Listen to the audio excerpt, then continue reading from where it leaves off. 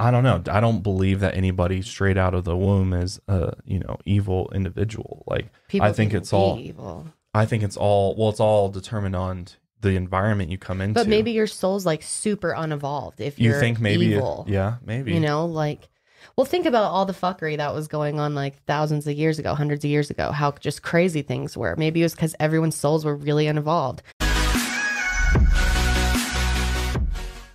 Hey guys, welcome back to my channel and welcome to another reincarnation video. It has been a hot minute since I have talked about a reincarnation story, and I'm really excited to do this one today because this is one that I've been really fascinated in for a really long time, but I never knew all the details around it. I'd just like seen like memes of it places and people had mentioned it to me. So now that I've learned about it, I am so mind blown by this one and I'm so excited to tell you guys about it. I want everyone to be able to watch this video regardless of your religious or spiritual preferences. I personally am just in the boat of, you know, I don't fucking know the truth about things, so I just kind of believe what feels right to me, and reincarnation has always really felt right to me. And I've always seen such incredible stories over the years. I've done a few of them on this channel, I'll link them all below, but some of them, I mean, the things that these people, these kids know about their past lives are just remarkable, things that they could not have just made up or have just, you know, had just come to their head for no reason. So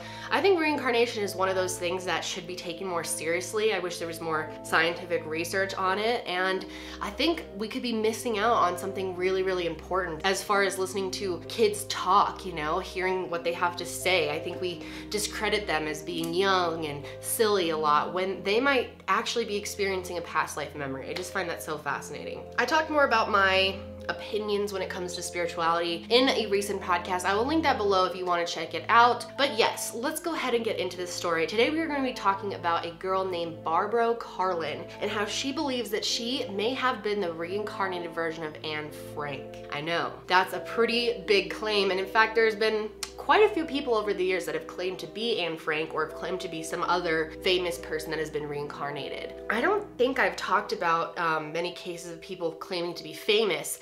I think most of the stories I've covered have been people who just have been, you know, kids who just remember being a random person that didn't have any fame in their previous life. So this will be interesting for sure. So if you don't know who Anne Frank is, let's have a little overview of her life. Anne is one of the most well-known Jewish victims of the Holocaust. She was born on June 12th, 1929 in Frankfurt, Germany, and as the persecutions of the Jewish population increased by July 1942, the Franks went into hiding in some concealed rooms behind a bookcase in the building where Anne's father worked. From then until the family's arrest in August of 1944, Anne actually kept a diary that she had received as a birthday present and wrote in it regularly. And after their arrest, the Franks were sadly transported to concentration camps as so many other Jewish families were. In October or November of 1944, Anne and her sister Margaret were transferred from Auschwitz to Bergen-Belsen, and they died there a few months later. And she wasn't famous while she was alive, but she actually became famous years after her death when her diary was published into a book. And many of you have probably read the book. It's very famous and a lot of school curriculums require you to read it. It's called The Diary of a Young Girl, and in it she documents her life in hiding from 1942 to 1944 during the German occupation of the Netherlands in World War II. It's actually one of the world's most famous books, and it has been turned into several plays actually over the years as well. This book is so famous that it is actually the second most read document in the entire world next to the Bible. So now let's talk about the woman who claims to be the reincarnated version of Anne Frank. This is Barbro Karlen. Barbro was born on May 24th of 1954 in Sweden. And Barbro said that she had really scary nightmares and terrible dreams ever since she could remember, from basically birth. Her dreams were so incredibly realistic and familiar to her that they didn't feel like dreams at all. They felt like memories or, you know, diving back into a different life that she also remembered. And if you've been watching my reincarnation videos for a while, you probably have noticed that oftentimes kids who have these reincarnation memories oftentimes start out with the dreams. Normally they're having dreams that are just so realistic to them. They wake up and they're just like amazed that they were in this dream. And you probably had dreams as a kid. Maybe you didn't wake up quite like that though. So in these reincarnation stories though, kids are always having these crazy vivid dreams from their past life. And it seems like that's kind of how the memories start working their way back. Barbro said she felt like these weren't dreams at all. They were real memories. And then at 2 years old, she told her mom that her real name was Anne, not Barbro. And obviously if a 2-year-old comes to you and says that, you're gonna be like, what? I know my name was Anne Frank, but they insist calling me on Barbro. And my parents insisted me to call them Mom and Pa, and I knew they were not my real parents. And childhood was really hard for Barbro because she felt like no one understood her. She felt like everyone around her, when she told them that she felt like she wasn't who she was, she felt like she was someone else, they thought she was weird and didn't understand. Both of her parents didn't believe her, so she felt really alone a lot of the time, and her childhood was pretty difficult because of that. She said that her parents were really actually loving and good parents, but they just had no concept for reincarnation. They were Christian, they were very traditional, so they didn't even take her seriously for a minute, and she knew she was never going to be able to get them to take her seriously. They pretty much just ignored it for the most part, or they would tell her it was just in her imagination, which was pretty heartbreaking for her. As the years went on, she still had these memories. She still felt like her name was Anne, not Barbro. And as time went on, she was continuing to claim that she was Anne Frank. And this just freaked her parents out because it obviously wasn't just a phase or like a short thing. She was doing this over years of time. At this point, they just thought something may be psychologically wrong with her. Back then, you know, they didn't really have good words for mental health issues, but they just thought she was insane. When she was 6 years old, her mom took her to a therapist, but Barbro went into this knowing that she was not going to tell the therapist anything about the whole Anne Frank situation because she had known from experience when telling people that they didn't react the way that she hoped they would, that oftentimes they would look at her like she was a whack job. So because of this, she just acted normal. She pretty much said whatever the therapist wanted to hear and didn't bring up anything about Anne Frank or any of that. So the therapist sent her back to her mom and said, you know, she's just a normal kid, she's fine. And that was the end of that. The therapist said that her memories were just part of her imagination and that it was a phase that would go away eventually. The memories weren't fading, but Barbro was talking about them less because she knew that she wasn't getting good reactions from people and it was easier to just keep it to herself, although it was difficult for her. So eventually it was time for her to start school, which was scary for her. And when she was in school, the teacher brought up Anne Frank for the first time, and she had never heard of Anne Frank. She obviously had heard of Anne Frank because she thought she was Anne Frank, but she didn't know Anne Frank was a famous person. And the first time I heard about that, I was shocked actually, because all of a sudden my teacher started to talk about Anne Frank, and here I was knowing that I was Anne Frank, and how can she talk about me? How it didn't really work for me. And then eventually, of course, she told about the diary and about everything. So I realized pretty soon that it was not very smart to go around and say that I had been Anne Frank.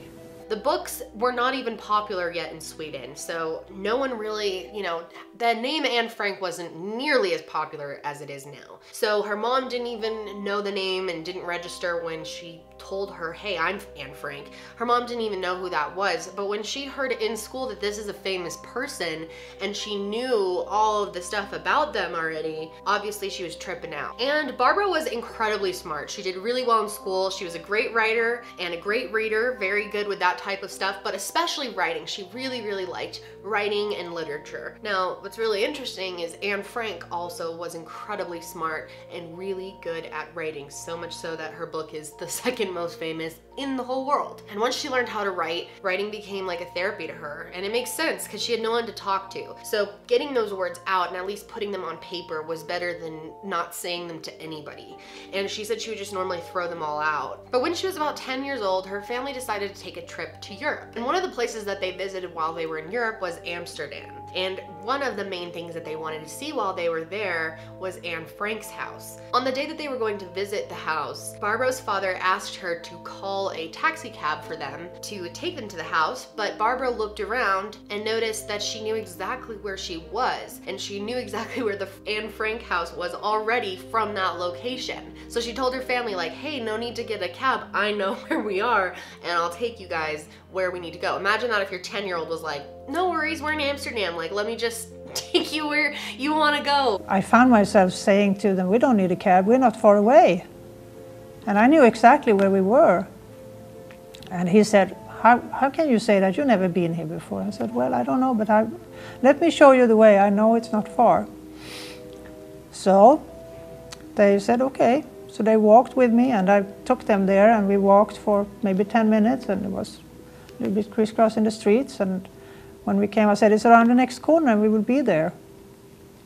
And we were, and of course, both my parents, they were like, what is happening here? But they didn't say much. So she did. She literally walked there and they followed her, and sure enough, she led them to the real Anne Frank house without any map or directions or ever having been there before, as far as we know. And her parents were pretty shocked. I mean, they had never taken her to the city before. How the hell did she know where anything was? When they first got to the house, Barbro actually noticed that the steps in the front of the house were different than she had remembered them. And then when we came up towards the house, I saw that the steps outside were different, were changed. So I stopped and I said, it's strange, they have changed those steps. And still my parents didn't say anything. And we went in, paid our tickets, and... Now what's crazy is that Barbro says that going into this house was one of the most horrifying experiences she had ever had in her life. She immediately recognized everything in this house, felt this strange feeling of familiarity, and wouldn't that creep you out? I mean, it's honestly a little weird to even go into like your childhood house if you've ever done anything like that, or looking at your own old stuff, but imagine seeing stuff from a different lifetime that you recognize. I mean, it would be pretty eerie, especially if everyone that you knew at that time in your life was gone. When I came into that house, it was the most horrifying feeling I have ever had. Because all of a sudden I was back to my dreams. I recognized everything I had seen ever since I was a little child. And I took my mother's hand, and when she felt how cold I was and sweaty I was, she said, my God, what's the matter with you? Don't you want to go in here? And I said, yes, I want to go. Just want to hold your hand. She recognized seriously everything in the house, mainly from her dreams, she said. And as they went up to Anne Frank's room, she was really overwhelmed with emotion. She almost felt scared being there because she was like, how do I know everything that's in this room before I even came in here if I've never even been to this city before? She also had a memory of there being a lot of pictures and cutout images of celebrities and famous people, that kind of stuff, glued to a wall. However, there weren't any pictures on the wall that she remembered it being on, and so she told her mom, and her mom, I don't know why, just randomly decided to fact check her on this and went over to the guide in the room and asked, were there pictures on this wall? And he said, yeah, there actually were pictures of celebrities, cut out, stuff like that, but we took them all down because people were coming in and like fucking with them basically. So we took them down so that we can put them in nice glass frames, and that way they will be preserved forever. So that is really weird. Her mom at that point believed her, because how can you deny it? Like, this just happened right in front of her eyes. Both of her parents honestly were completely taken aback and very confused about what was going on. Her father was definitely less likely to believe her. He was a Christian man, and he basically told her like, okay, I don't know how the hell you knew what was gonna be in this house, and I don't know how you like led us here. Obviously you've somehow been here, but you haven't, but that's it. And I don't want to talk about it, I don't want to think about it, we're done with this whole conversation. And so she never talked to her dad about it, but from that moment on, she was able to talk to her mom about it, and her mom told her, you know, like, I'm sorry you were alone for so long, you're not alone anymore, which I think was really amazing for her. So they went back home, and I think she felt a lot better after this, at least having someone who believed her. She spent a lot of her time after this writing, and one time a family friend actually found some of her pieces, and he read them and was just amazed by her talent. So he asked her mom and dad if they could bring it to a publisher and try to get it put into a book. And they said yes. They never realized that she was that good. And they did. They brought it to a publisher, and her first book was published at age 12. So she was incredibly smart, just like Anne Frank was. The book was called Man on Earth, and it had nothing to do with Anne Frank because she still wasn't talking about it to anyone else because just all the backlash that she had faced previously. And what I found most interesting about all of this is that Barbro's memories of being being Anne started fading around age 15. She no longer could pick up things or wasn't getting any new things, was having trouble remembering what she did already know. And that is so interesting to me because that is the age that Anne Frank died. So it was just very weird that the memories stopped at that age. And she was actually really relieved that the memories were starting to fade because she just wanted to live her own life, and I totally get that. By the time she was 16 or 17, the dreams and memories had pretty much completely stopped. She ended up getting married when she was 18 and had her first son. The marriage didn't work out, so she ended up being a single mom. When she was about 23 years old, she felt like writing books was not doing enough to help her provide for her family. So she ended up becoming a mounted police officer. So this is actually a cop who rides horses. And she actually had this strange fear of people in uniform. So she did this so that she could get over that fear. And I think that was just because of, you know, everything she went through. In her past life, if she really was Anne Frank, obviously you'd be afraid of people in uniforms. For the next 15 years of her life, she worked as a police officer who actually trained baby horses, and she loved her job. She did have a rougher experience when she was there though, because someone that worked there reminded her of someone from her past life, and that was really hard for her to deal with. And something about this other police officer triggered her, reminded her of something that she had gone through in her past life, and the dreams started coming back. And they were so intense and so overwhelming for her that at one point she even contemplated taking her own life. But then after suffering from these dreams again for a full year, she had one final dream. And this time it was different. She describes this dream as answering all of the questions that she had about life, why she was having dreams from her past life, what the meaning of life was, pretty much everything that she needed to know. She claimed that this is when she learned that what happens to you in your past life affects you in your following life, and that, you know, life is eternal. And that's when she realized that the person who was bothering her at her new job, who wasn't doing anything to her, but for some reason gave her these vibes, was actually someone from her past life that she had unfinished business with. Once she was able to come to terms with this and just make peace with the whole situation, she was able to stop the memories again, stop the dreams, and just move forward with her life. What was really cool though is Barbro got to meet Anne Frank's cousin, Buddy Elias from Switzerland, and he is the last of her relatives that are still living. So my publisher didn't tell me who he was.